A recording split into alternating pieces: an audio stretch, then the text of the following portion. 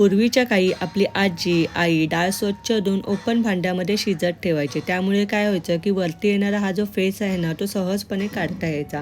या फेसमुळे काय होतं की आपल्या शरीरामध्ये होणारे युरिक ॲसिड जास्त प्रमाणामध्ये वाढतं आणि त्यामुळे सांधेदुखीचा त्रास आपल्याला भविष्य काळात होऊ शकतो.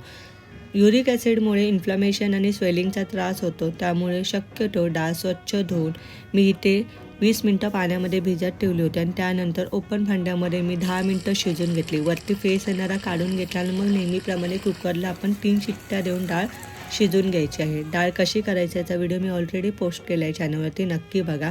हे अशा प्रकारे जर डाळ तुम्ही शिजवलीत ना, तर जास्त प्रमाणामध्ये नाही पण थोड्या प्रमाणामध्ये काय होईना वरती येणारा फेस तो आपण काढू शकतो.